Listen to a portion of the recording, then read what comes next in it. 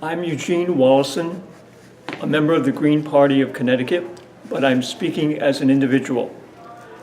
The American people have to face the question, what will the United States look like in 2030 or 2040? And I raise that question because we have two trains running.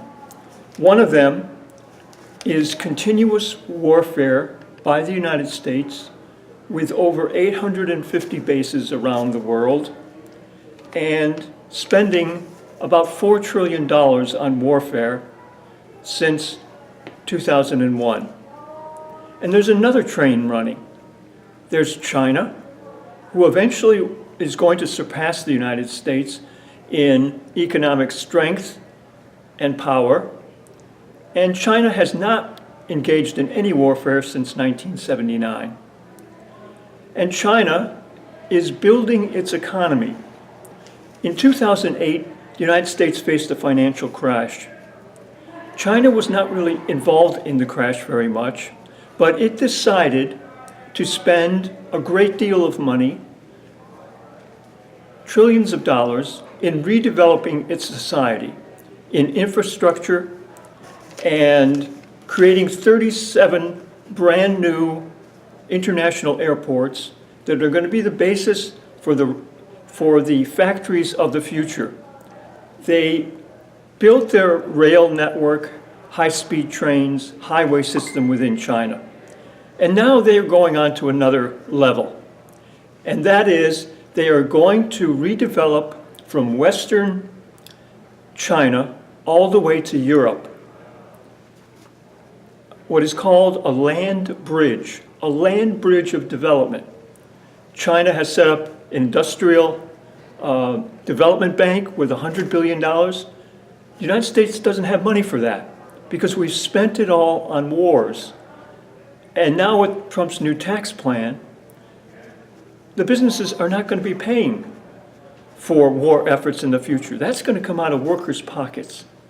So you have this thing of China, which is going to develop highways, railroads, seaports, airports, going from Western China all the way to Europe. And what that will ensure is that their oil flow will continue, and their mineral flow. They're going to help these countries to develop their minerals and so forth. And therefore, the 11 aircraft carriers that the United States has, which is their trump card, and each of those aircraft carriers has 14 major ships within it and 74 very sophisticated fighter aircraft. And that's because the United States will control all the choke points around the world in the oceans. But now China is going to have a land bridge to the Mideast, to Europe, and also to Africa. And that's going to change the balance of power.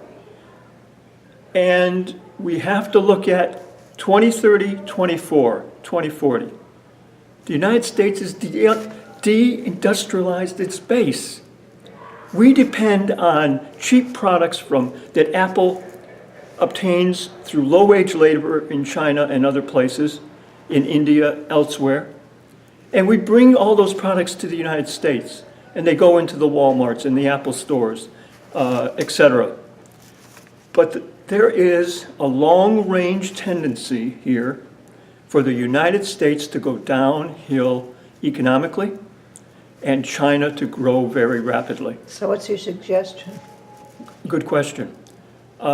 We have to oppose the current military strategy. These people can be wrong. All the think tanks in Washington, D.C., all the military Pentagon planners, these people have an incentive because they're making money on this. It's a giant racket. And the private corporate contractors, the consultants in all around Virginia, that's why Virginia is the highest income part of the country, because they're sucking that military budget.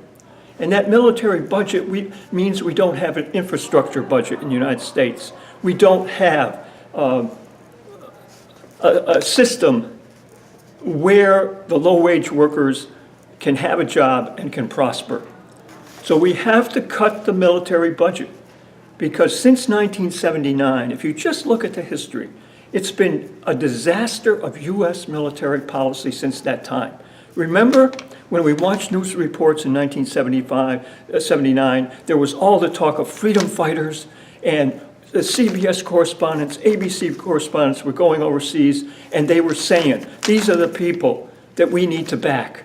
And it was Saudi Arabia that was co-funding this whole thing. So the Saudis, if you look at 9/11, what happened? 17 out of 21 hijackers were Saudis. Okay, now we're in bed with the Saudis in the destruction of Yemen, our armaments and our targeting policy. This is not in the best interest of U.S. working people. And we're going to have to stand up to the so-called experts. They have their fingers in the piggy bank, and they want this mess to continue. And we have to oppose it. Think about this. 2 trains running, and we're in the train that's going in the wrong direction. Thank you. The Trump tax plan that was recently passed with only 2 votes to spare has been a gigantic hidden theft from the American people, the largest tax theft in U.S. history. The major thing that comes out of it, and that was not mentioned in the debates, including Bernie Sanders did not mention this issue when he debated Ted Cruz. It's the repatriation of literally $2.6 trillion from U.S. profits overseas back into the United States after having paid tax. And what that tax will be is the big issue of that Trump tax plan, but nobody talked about it. The Democrats were quiet because their donations depended on the corporate lobbyists had been working for 10 years for Sweetheart Deal, and they got it in this tax plan. And what it means that not only business taxes are decreased from 35% to 21%, but these repatriated taxes only pay 11%. And the 11%, they don't even pay that because the overseas nature of it, they ended up paying 5%. And if they invested $1 billion, and if their profits are less than $200 million, they'll pay 0 tax. So we have a situation, and the Democrats never exposed it. The news media sat on this thing. I tried desperately to contact them and told them to look in this question. They didn't. One Reuters article out of Britain and one Vox article, and that was the extent before the vote took place. But this situation is business taxes are not going to be paid anymore. In 1945, 33% of the taxes coming into the federal government came from business. Before the tax plan, it was down to 15%. And now, with the tax plan, it'll be down to 5%. Business will no longer pay for war.